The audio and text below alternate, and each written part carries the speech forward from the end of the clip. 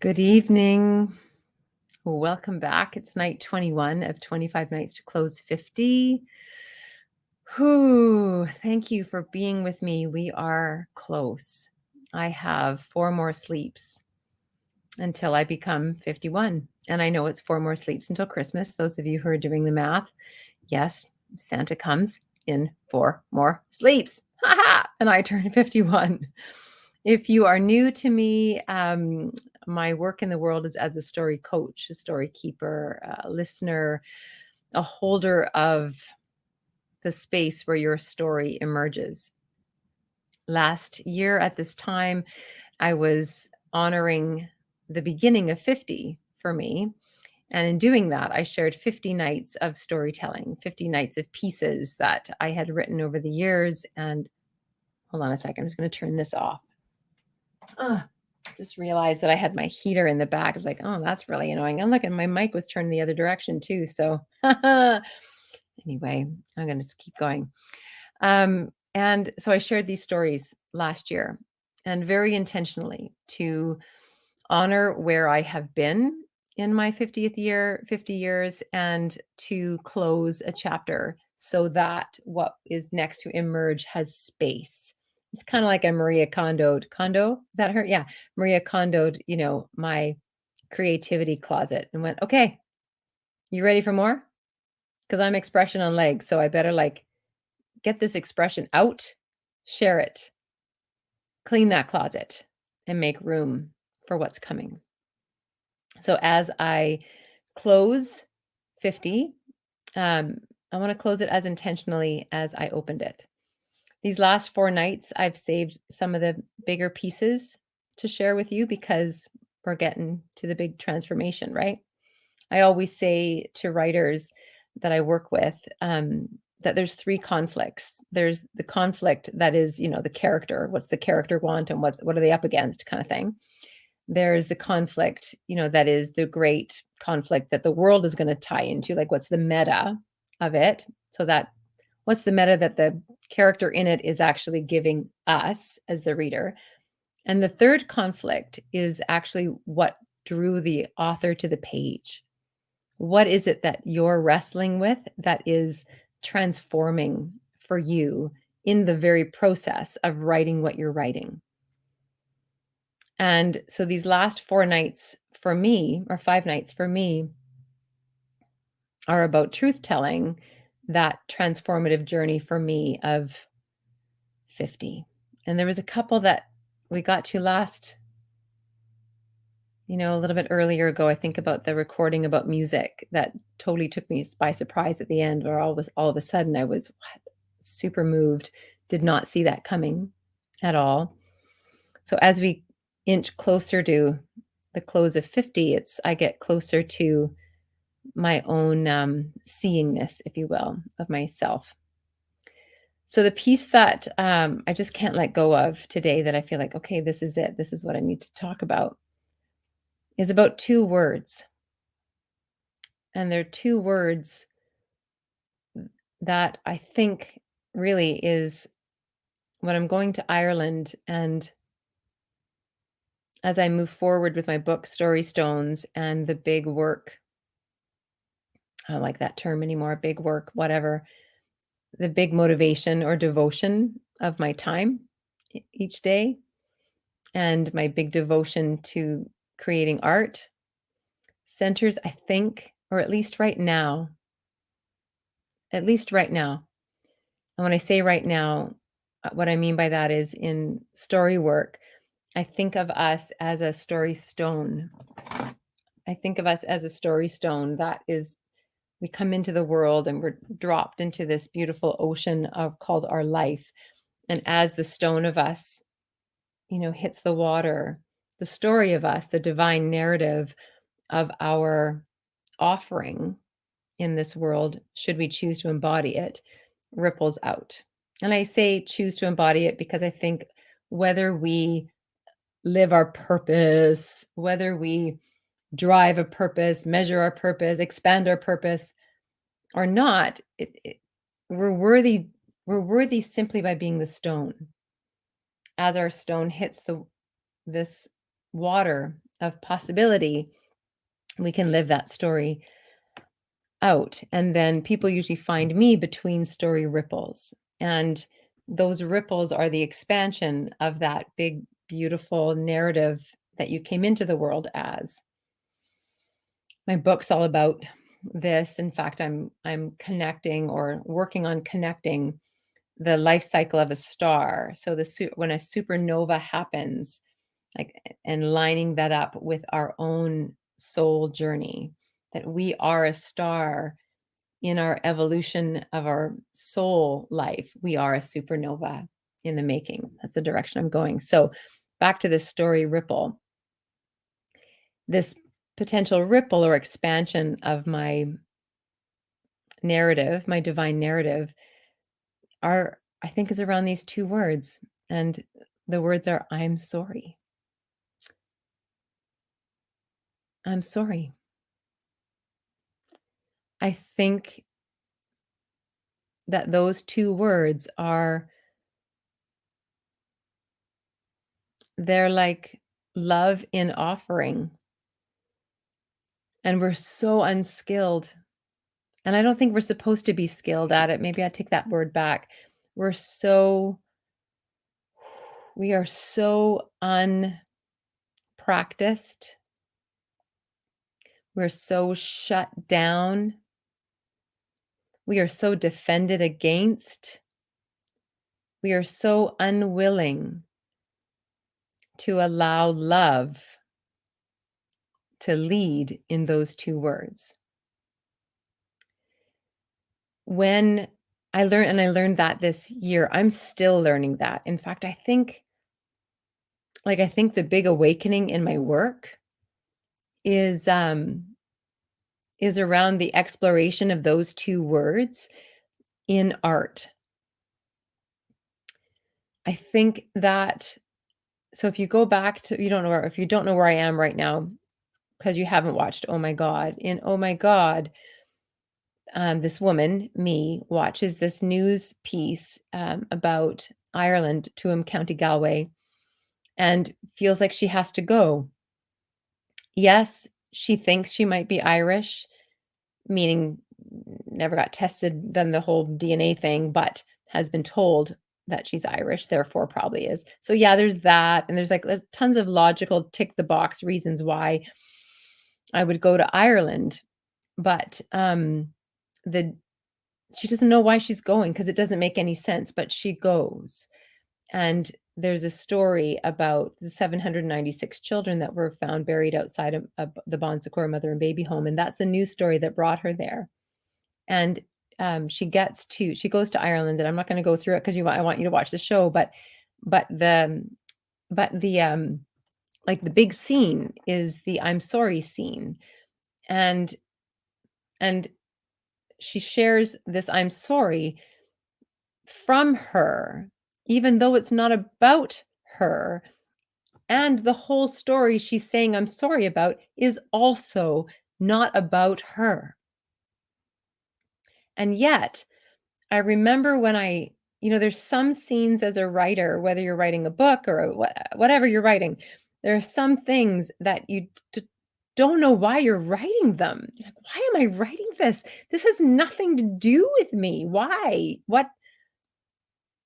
And then to write a scene that you're then going to perform and go, that has nothing to do with me. How am I going to find that in me? How am I going to be honest about that? How am I going to connect with you? How dare I create a piece of art that I don't even know where I am in it? And when I write, that's the piece from last night. It's like I write to see. And in that seeingness, there's going to be truth in it, even if I cannot touch it yet. And so I found that scene in rehearsal once, and then I knew where it was. And it was in a moment where I turn around and I can see the socks. You can't see the socks. That's not in the show. But I talk about the socks, and I could see the socks that I had seen in the news story.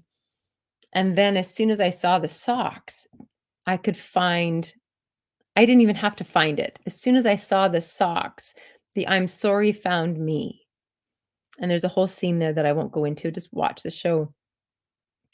Um, and I think that in my 50th year, there's something about the work I am this next level of next layer, next expansion of work.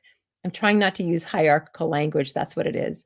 This next layer, this next level, it's like, fuck that. This whole up level conversation bullshit, like, can we just stop? Ugh, hierarchy of betterment. Ugh. Um, can we might we just expand?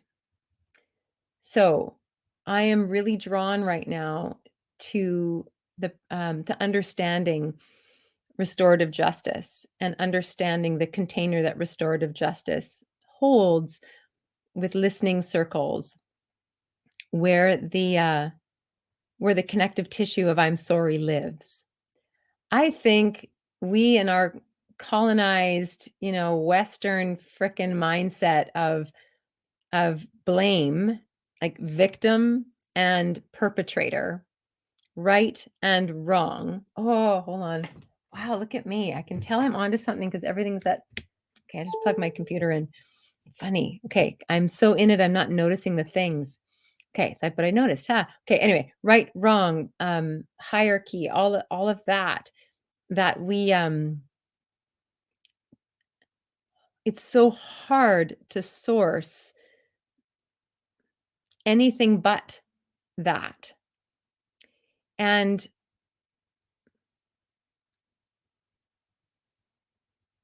we think of I'm sorry from a place of blame. We think of I'm sorry from a place of of wrongdoing, and we shouldn't say those words unless we've done something wrong. Or we say, "I'm so sorry," when somebody's grieving, and I do think it's authentic when we say, "I'm so sorry, I'm so sorry," and we're not in the I place, as in I did the wrong thing. We're in the empathetic place of I'm in the sorry place with you. But even that sometimes has become a rightfully so, appropriate sentence to say that we can use. But I encourage all of us. Have you ever watched a child struggle to say I'm sorry because they're still connected to their own authenticity? They're usually like 5, kindergarten age, and something happens and, maybe they did do something wrong, whatever that means. They've done something that they don't feel good about, whether they did it or they saw it or somehow or other they felt connected to the thing that happened, and you watch how excruciatingly challenging it is to say it.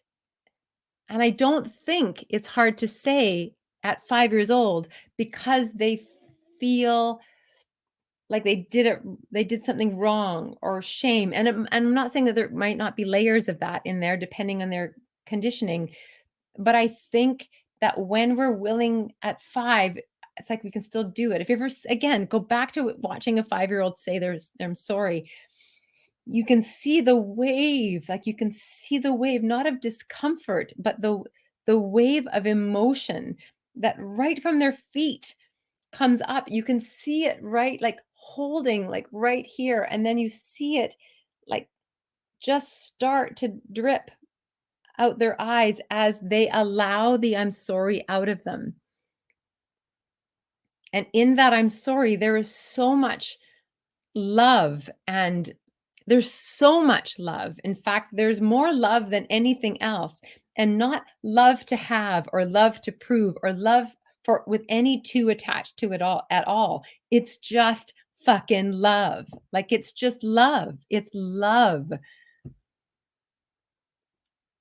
And it can be so overwhelming because it's so much and it's so true and it's so right now and it's so outside their ability to contain it. And there's so much empathy in it. And that's the I'm sorry that I think we've lost. Or I don't think we lose any part of ourself actually. I think that's the law. I think that's the piece that we, forgot or lost sight of or added change to a different narrative. And you know, I I think as adults, we can I can I can reconnect to the feeling of I'm sorry. And as an adult, it's actually learning a skill of how to be with it because as an adult, I have so many more transgressions that I have witnessed, so many more transgressions that I maybe have been a part of or was at the effect of, and the overwhelm can be so much. So while the innateness of I'm sorry can be something I can remember, wielding that space is where the skill comes in so that I don't get buried in my overwhelm or I don't hide from it. Or, that's the whole somatic approach, right? Incrementally letting in what is true. So thanks for listening. Um, where does all this go for me? I am, when my book is done, you'll get a better sense of it. In my book, Story Stones, We Are Stardust, I am looking at 12 creation stories, connecting those creation stories with revolution histories, connecting those revolution histories with our current cultural norms in those places. And all of these places also center in place, all of these creation stories center around places with stone circles. And those stone circles, then, if what I love about stones is they are as close to creation as I can get. In the Big Bang or, in the creation of the earth, like rocks don't decompose. They might become sand over forever, right? And then sand also can become rock, I think, right? Either way, a stone is something that has been here since the beginning of creation. So in these places, in these creation stories and revolution histories, there are what's coming to mind for me now, what I'm calling land scars. I don't really know what those mean yet. That's my work to dive into, but it's a term that kind of, whispered to me in the last week or so. And as I go back to Ireland, not go back, as I go to Ireland, wow, as I go to Ireland in March to finish this story loop of the work that began with Oh My God, all I know is that there's something about land scars there, and I don't know what that means. Like I just don't know what that means. And that's my job. And I just imagine if I held the I'm sorry, or if we could, I don't know, but bringing in this I'm sorry place to those spaces, what would happen? I don't know. I don't know. That's how I know I'm onto something because I'm so all about like, I don't know and I can't not go find out. Not because I'm curious, but because I'm already going that way. So just keep the feet moving. I'm Tina O from Tina O Life. This is 25 Nights to Close 50. This would be the story of I'm sorry as we get close to 51. If you haven't watched Oh My God yet, there's a link down below. You can. And if you would like to come with me on my next 50 nights of stories beginning January 31st, which will actually be really cool. I don't know what they're going to be yet. I think there's going to be interviews, there's going to be written pieces, there's all kinds of things. Click in on that down below too, and we can listen in together. Thanks for being here. Thanks for listening. I appreciate you.